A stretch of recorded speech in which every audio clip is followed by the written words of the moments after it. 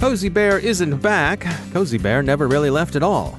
Iran says the Americans are dreaming. There was no cyber attack in retaliation for Iran's implausibly deniable missile strikes on Saudi oil fields last month. Malicious audio files are dropping cryptominers and reverse shells into victim systems. An international dragnet collars hundreds in a darknet child exploitation sweep. And Graboid is out there worming its cryptojacker into susceptible Docker hosts.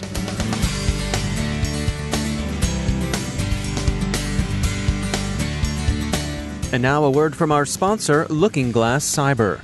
Organizations have been playing a dangerous game of cyber Jenga, stacking disparate security tools, point solutions, and boxes one on top of the other, hoping to improve their security posture. This convoluted and overloaded security stack can't hold up in today's micro-segmented, borderless, and distributed networks. As the enterprise network grows, organizations need a flexible protection around their unique network ecosystems. By weaving security into the investments your organization has already made, formerly disjointed tools can communicate with one another to disrupt and distract the adversary without revealing your defenses.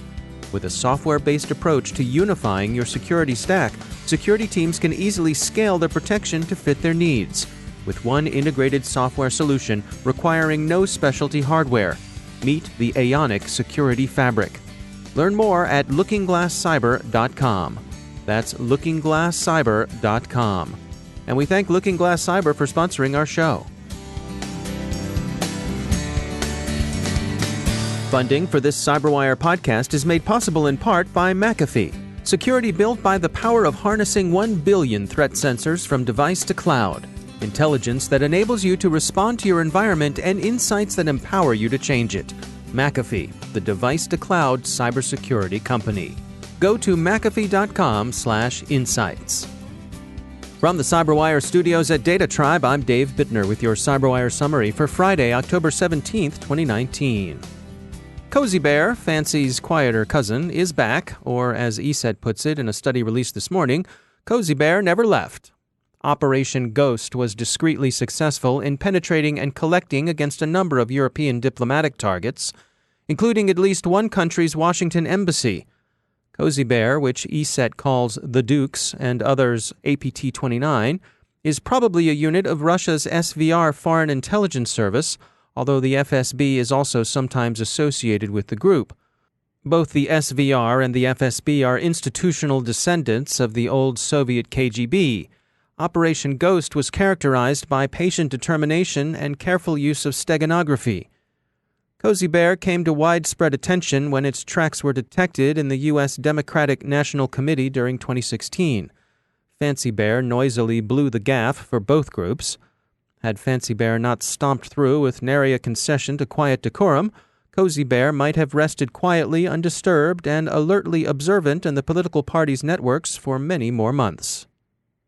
There's been nothing new on that U.S. cyber attack against Iranian propaganda capabilities since two U.S. officials talked to Reuters about it on Background. But Iran's Minister of Communications and Information Technology did tell the Fars news service that, as far as Iran could tell, nothing happened. Quote, "The Americans must have dreamed it." End quote.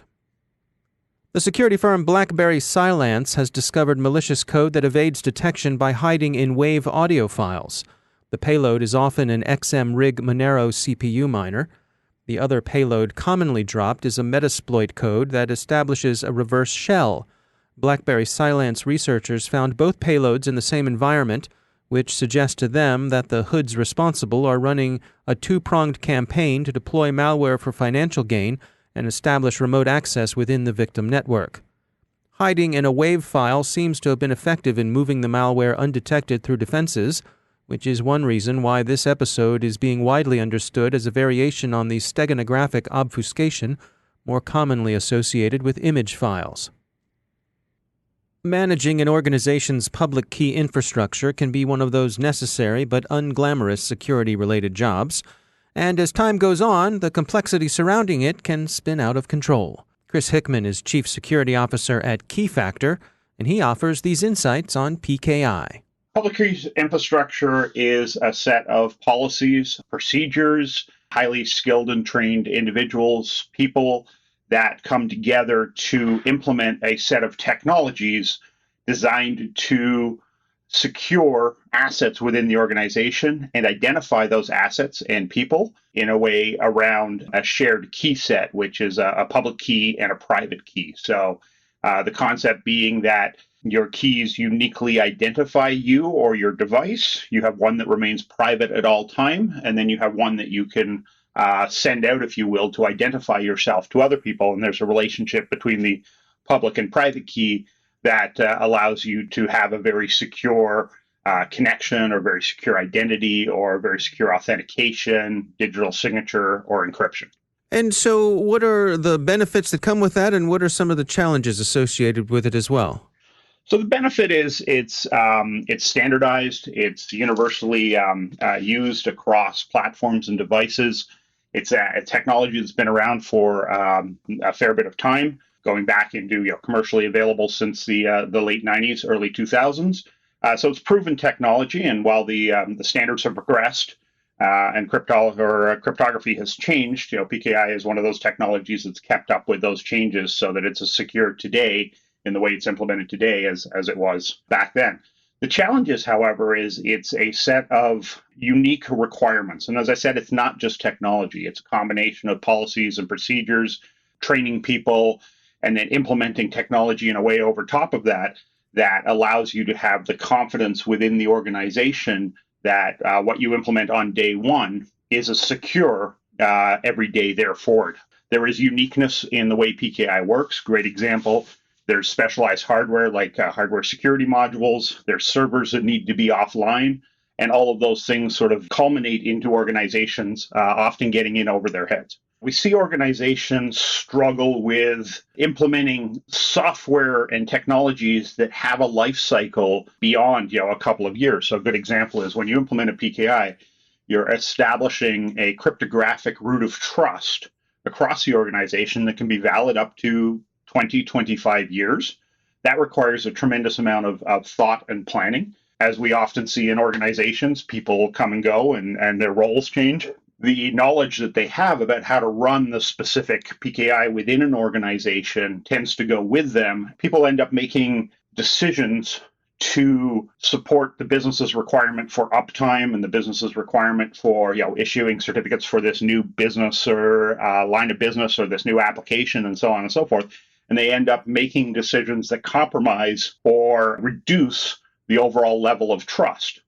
So what are your recommendations then for folks who want to get on top of this, who want to take a smart approach to it? What do you suggest they do? So we see a lot of organizations struggling to take what they've already got, which is a PKI all too often that was built for a very specific purpose in an application.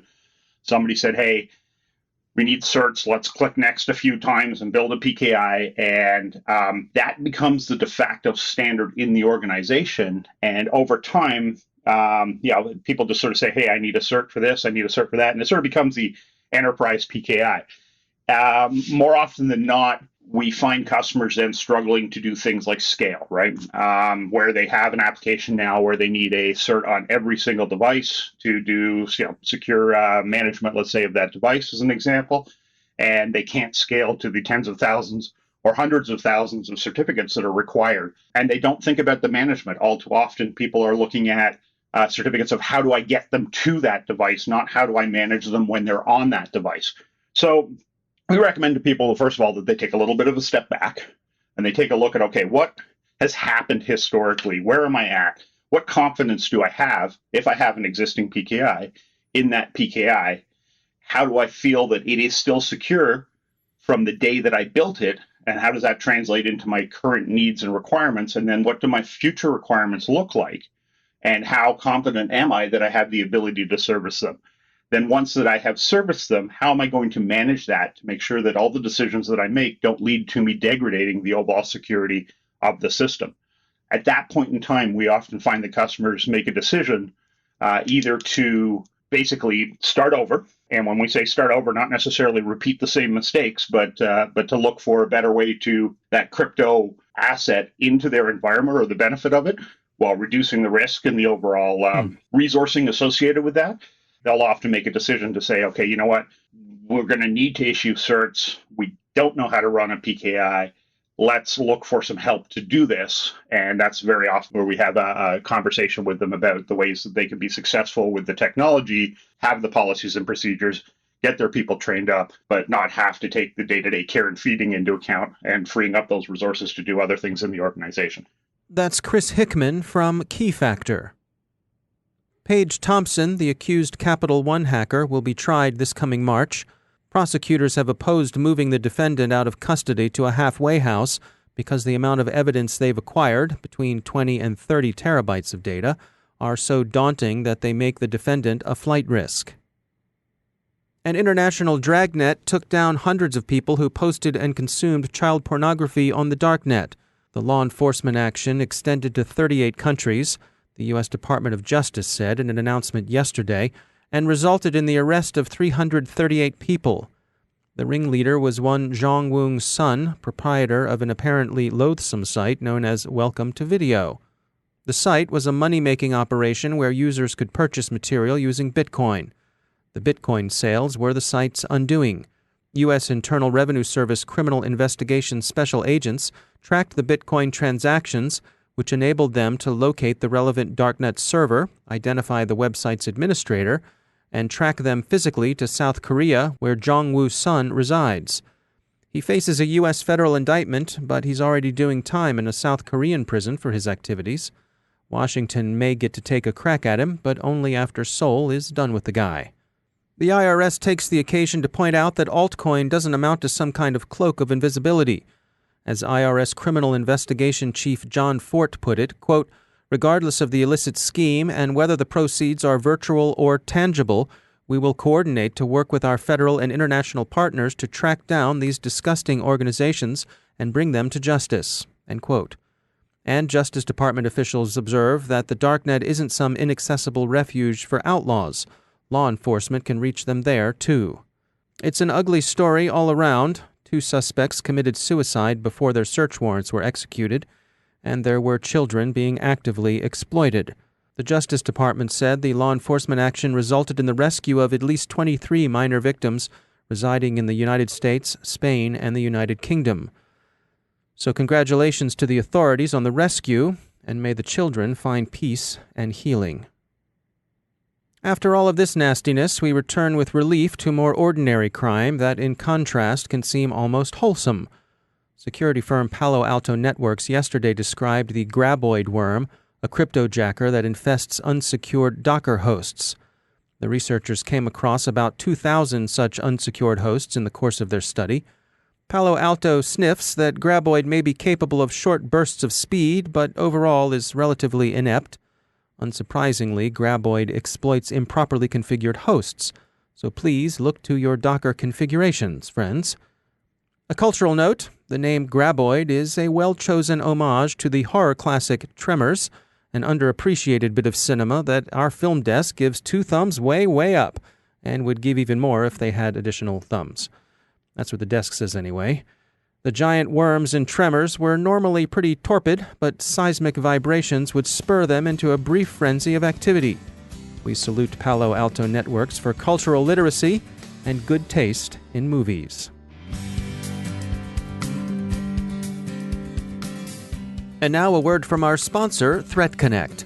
Designed by analysts but built for the entire team, ThreatConnect's intelligence-driven security operations platform is the only solution available today with intelligence, automation, analytics, and workflows in a single platform. Every day, organizations worldwide use ThreatConnect as the center of their security operations to detect, respond, remediate, and automate.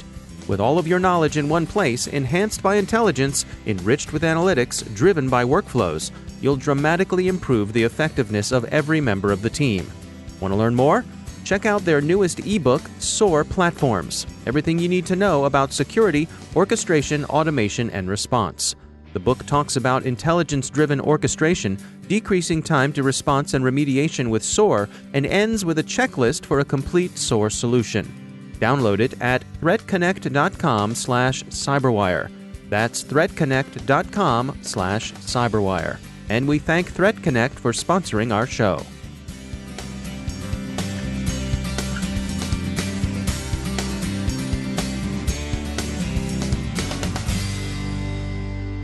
And joining me once again is Robert M. Lee. He's the CEO at Dragos. Rob, it's always great to have you back. I noticed that you all have teamed up with Splunk to develop some interesting learning opportunities for the ICS community. You're going to be contributing to something called Boss of the SOC at Splunk's upcoming conference coming up here soon in Las Vegas.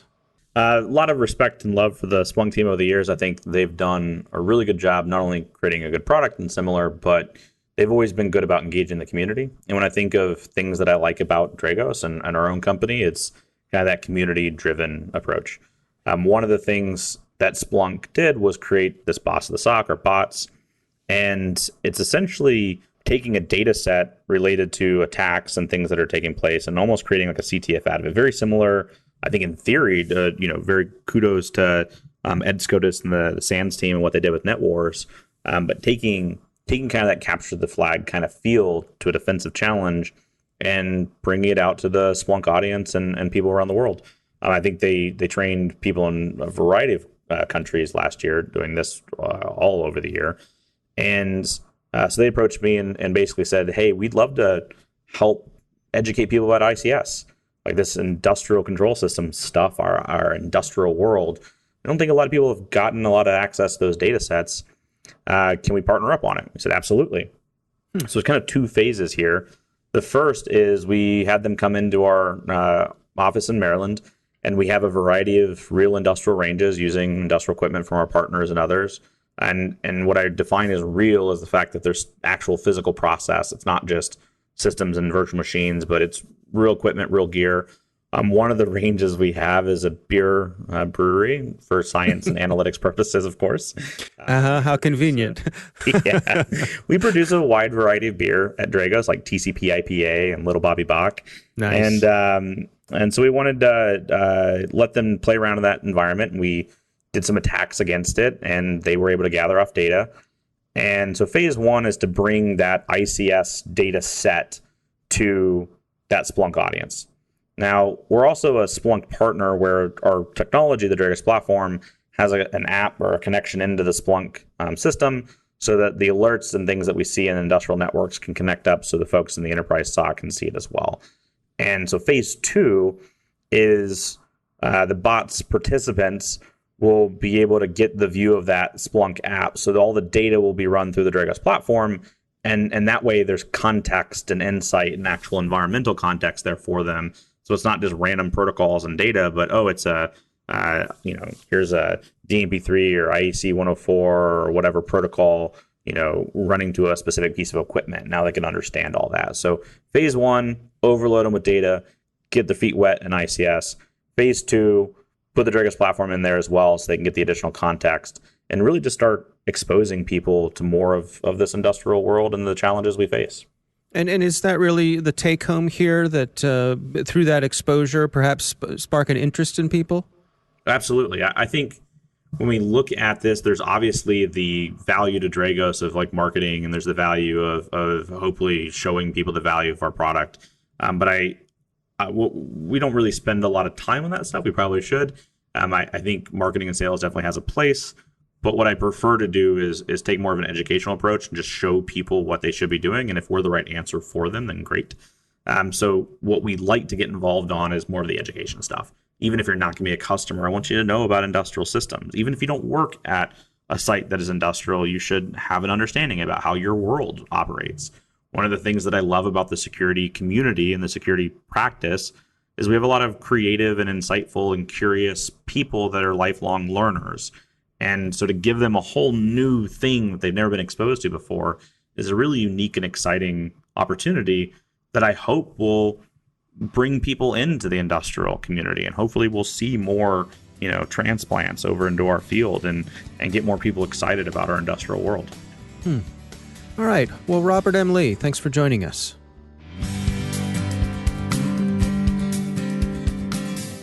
And that's the CyberWire. Thanks to all of our sponsors for making the CyberWire possible, especially our supporting sponsor, Observit, the leading insider threat management platform. Learn more at observit.com. The CyberWire podcast is proudly produced in Maryland out of the startup studios of Data Tribe, where they're co-building the next generation of cybersecurity teams and technology. Our amazing CyberWire team is Stefan Vaziri, Kelsey Bond, Tim Nodar, Joe Kerrigan, Carol Terrio, Nick Valecki, Bennett Moe, Chris Russell, John Petrick, Jennifer Iben, Peter Kilpie, and I'm Dave Bittner. Thanks for listening. We'll see you tomorrow.